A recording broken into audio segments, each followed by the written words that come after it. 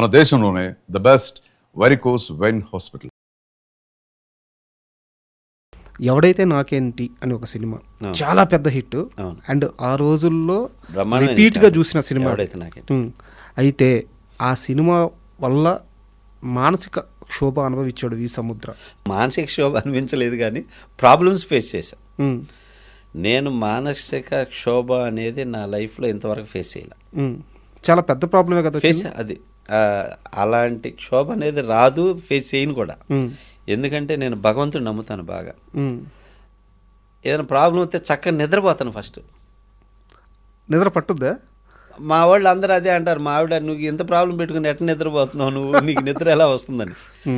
ఏమి పెట్టుకుని వదిలేస్తాను అంతే, అట్లా అనమాట. అందువల్ల నేను క్షోభకు గురైన సిచ్యువేషన్ నాకు ఏదీ లేదు. ఏం సార్ ఆ సినిమాకి వచ్చిన సమస్య? అయితే ఏంటంటే ఆ సినిమాకి ఏంటంటే సింహరాశి 2001 మధ్యలో రాజశేఖర్ నాతో సినిమాలు చేయాలని చెప్పేసి ఆ కథని ఈ కథని అన్నీ చెప్పి పంపించేవాడు. నాకు ఈ కథ నచ్చలా నేను చేయను, ఈ కథ నచ్చలా ఈ చేయను, ఇది నచ్చలా ఇది చేయను అని 5 సంవత్సరాలు 5 సినిమాలు రిజెక్ట్ చేశాను నేనే యాజ్ ఏ డైరెక్టర్గా. అవన్నీ నీకు హిట్ ఇచ్చాననే ఓవర్ కాన్ఫిడెన్స్ ఎక్కువైపోయింది, నువ్వు నాకంటే పెద్ద ఇదా, నేను ఇంత హీరో అంటుండేవాడు. సార్ నాకు అలాంటివి ఏమీ లేవు సార్, అలా అనుకోకండి దయచేసి అనేవాడు. హిట్ చేసి చూపిస్తా అనేవాడు. ఇలా అన్నీ ఫ్లాప్ అయ్యాయి. అయిన తర్వాత కంటిన్యూ ఫ్లాప్ అయ్యేసరికి 2001 తర్వాత 2007 రిలీజ్ ఈ సినిమా, February 9th. ఈ మధ్యలో రాజశేఖర్కి ఒక్క హిట్ లేదు సినిమా. సార్ కరెక్ట్ చూసుకోండి. అవును, లేదు. అప్పుడు సముద్ర చెప్పిందంతా నిజమేనేమో కదా, సముద్రాన్ని మళ్ళీ టచ్ చేద్దామని మళ్ళీ వస్తే నాకు నచ్చట్లేదు అంటున్నాడు ముందు ప్రతిదీ అని చెప్పి వాళ్ళు ఫీల్ అయ్యారు. అప్పుడు పరుచూరు గోపాలకృష్ణ గారి ద్వారాగా టచ్లోకి వెళ్ళి, ఏమండి ఈ సినిమా కొన్నా ఒకసారి సముద్రాన్ని మీరు అడగండి అంటే, పరుచూరు గోపాలకృష్ణ గారు నాకు ఫోన్ చేసి, ఎరా ఇట్లా రాజశేఖర్ గారు జీవితం చేశారు, 10 సినిమా నచ్చలేదు అంటున్నావంట. అవును గురూజీ నాకు నచ్చలే, అవన్నీ పోయినాయిగా, కళ్ళ ముందు కనపడుతున్నాయి కదా, అవి నచ్చలే. నేను నిజంగా లేకపోతే రాజశేఖర్ మీద నా హీరో, నువ్వు నన్ను డైరెక్ట్ చేసిన హీరో ఆయన అంటే నాకు లైఫ్ బతికున్నంతవరకు నాకు రెస్పెక్ట్ ఉంటుంది రాజశేఖర్ మీద. సో నేను చేయకూడదని కాదు, సరైన కథ చేయాలని అని చెప్పా. సరే అట్టయితే ఈ సినిమా ఒకసారి చూడు, నచ్చితే ఇది అన్న చేద్దాం, ఒకసారి నువ్వు చూసి నాకు చెప్పాలి. నేను చూసా, అది రీమేక్ మలయాళం. చూసి గురువుగారు ఈ సినిమా నచ్చింది, ఇది చేద్దాం కానీ 60% చేంజ్ చేయాలి, ఆ కండిషన్ అయితే నేను చేస్తా అన్న.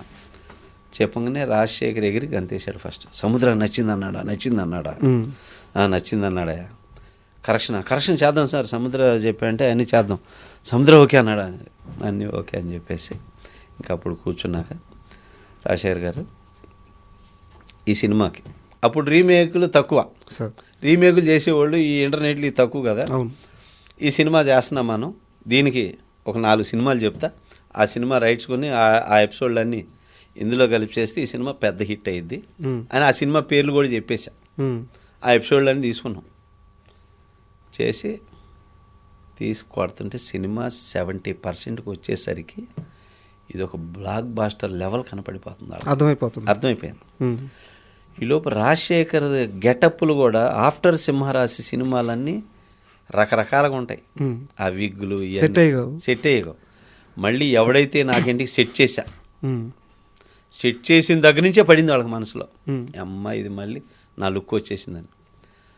అట్లా అది ఏమి తీసుకొచ్చాను అది అన్నీ స్క్రీన్ మీద ప్రజెంట్ అవుతూ వచ్చేసరికి వాళ్ళు ఈ సినిమా సక్సెస్, రేపు డైరెక్టర్ పట్టుకుపోతాడు, మనకేముండదు, ఈ పేరు డైరెక్టర్కి వెళ్ళకూడదు, ఇది డిస్టర్బ్ చేయాలని వాళ్ళు మాట్లాడుకొని కుట్రలు చేసుకొని నన్ను డిస్టర్బ్ చేయాలని నన్ను డిస్టర్బ్ చేశారు. సెట్లో ఇల్ట్రీట్ చేసేవాళ్ళు. అదే ఇల్ట్రీట్, నేను షార్ట్ పెడితే బాగలేదనే వాళ్ళు లేడు ఇంతవరకు పెద్ద పెద్ద కెమెరామ్యాన్లతో సహా.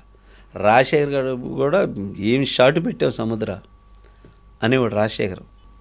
ఈ రైటర్లో కూడా కొంతమంది దొంగ రైటర్లు ఉన్నారు, ఎక్కేసే రైటర్లు. సో ఇటు వీళ్ళందరూ చేరి ఏం చేశారంటే ఇక వాళ్ళని ఎక్కేసరికి వాళ్ళకి దుర్బుద్ధి స్టార్ట్ అయ్యి ఇక నన్ను సెట్లో ఇదేం షాటు, ఇదేంటి ఇట్లా మాట్లాడటం మొదలుపెట్టారు. నాకు అర్థమైపోయింది, మ్యాటర్ అర్థమైపోతుంది. సో ఇక ఫైనల్గా వాళ్ళు పెట్టే వీటి మాటలు వీటికి అర్థమైపోయి మీకు దండం పెడతాను, సినిమా కావాలంటే మీరు చేసుకోండి, మీ డైరెక్షన్ చేసుకోండి, మీ పేరు వేసుకోండి, నాకు అవసరంలా, నాకు భగవంతుడు ఇచ్చాడు, నేను వెళ్ళిపోతున్నా, నేను రాను, నేను చెయ్యను అని చెప్పి ఫస్ట్ టైం నా జీవితంలో సెట్ నుంచి వెళ్ళిపోయిన సినిమా అదే, ఎవడైతే నాకేంటి. అలా వెళ్ళిపోయినాక వీళ్ళు తర్జన భర్జన పడ్డారు.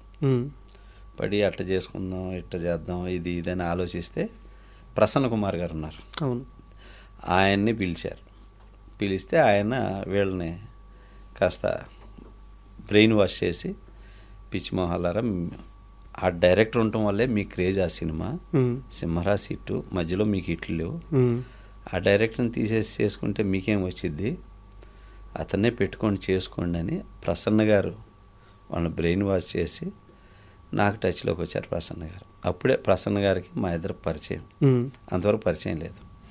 ఇక అట్లా కలిసి ఇక మళ్ళీ పిలిచి వీళ్ళు అట్ట కాదు సముద్ర, ఇది జరిగిపోయింది అది ఇది అని చెప్పి మాట్లాడి మళ్ళీ వాళ్ళే పిలిచి ఇది చేస్తే ఇక అప్పుడు చేశా. టైటిల్ కార్డు ఎలా పడుతుంది? చేశాక అలా చేశాక లాస్ట్లో మళ్ళీ వాళ్ళ దుర్బుద్ధి చూపించారు.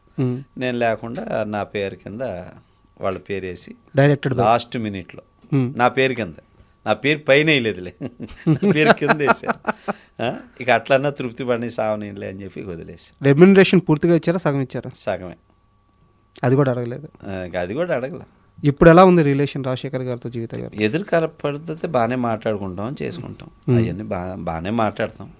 కాకపోతే ఒక బ్యాడ్ ఇన్సిడెంట్ జరిగిపోయింది. ఓకే, ఏంటంటే కొన్ని జరిగినప్పుడు జరిగిపోతాయి, తర్వాత తెలుసుకోవాలి, మిస్టేక్స్ రియలైజ్ అవ్వాలి, ఫర్దర్గా అలా చేయకూడదని.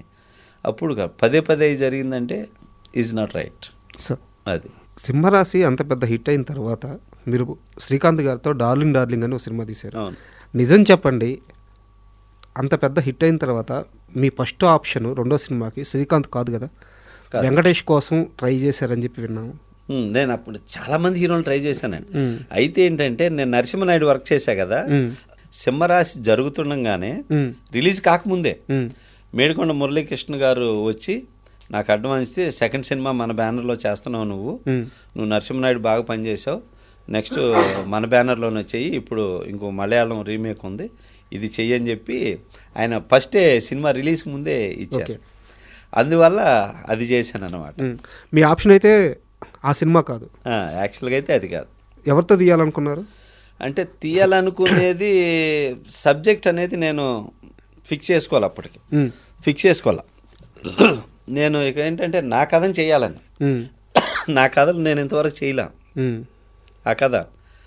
సో అట్లాగా అనుకున్న టైంలో అప్పుడు సింహరాశి రిలీజ్ హిట్ అయినాక బాలయ్య బాబు ఫోన్ చేసి, సముద్రం మనం చేద్దామమ్మా, ఇట్లా బెల్లంకొండ సురేష్ ప్రొడ్యూసరు, వినాయక్ అని కథ చెప్తాడు అబ్బాయి, ఇది ఒకసారి విని నీ ఒపీనియన్ చెప్తే నేను నా ఒపీనియన్ చెప్తా అన్నారు. చెన్నకేశ్వరరెడ్డి అప్పుడు మీకు ఒక మాట ఇచ్చున్నారు కాబట్టి అది గుర్తుపెట్టుకుని ఆయనే చేశాడు. వావ్, బాలయ్య బాబు ఆయనే చేశాడు. ఆయనే చేసి చెప్పడం వల్ల అది మాట్లాడి విన్నాక వినయ్ అప్పుడు ఈ కథ చెబితే యావరేజ్గా ఉంది వినయ్ అనగానే, అయితే ఈ కథ చెబుతా వినబోయ్ అని చెప్పేసి ఆది చెప్పాడు, ఇది అదిరిపోయింది వినయ్ కదా, ఇది గ్యారంటీ అని చెప్పాను వినయ్కి. అదే దీనిలో చిన్న ఇవి ఉన్నాయి, అవి కరెక్ట్ చేసుకోవాలి అని చెప్పాను అన్నమాట. అట్లా ఇక తర్వాత వాళ్ళ డిస్కషన్లు అవి జరిగి ఇక డైరెక్టర్ని మాట వింటలేదు అనే డిస్కషన్ జరిగి ఇక ఎందుకు క్లాసులు వద్దు, తర్వాత చేసుకుందామని వదిలేసేసుకున్నాం. And for more videos, please subscribe to iDream. Please subscribe to iDream. Please subscribe iDream. And please subscribe to iDream. For more videos, subscribe to iDream. please like, share and subscribe to the channel. Congratulations, iDream. Subscribe to iDream. Subscribe to iDream. So subscribe to iDream Media. iDream team andarki huge congratulations. Please subscribe iDream Media. Please subscribe to iDream. Subscribe iDream. Please subscribe to iDream. iDream అంటే నా కళల ఛానల్ను subscribe చేసుకున్న నోరు తిరుగుతలేదు, మీరైతే గంట గుర్తు కొట్టండి. For more such videos, please subscribe to iDream. Subscribe to iDream. Please subscribe to iDream. Please subscribe iDream Media. Please do subscribe to iDream. Please subscribe to iDream Media. For best entertainment and information, please subscribe iDream. And don't forget to subscribe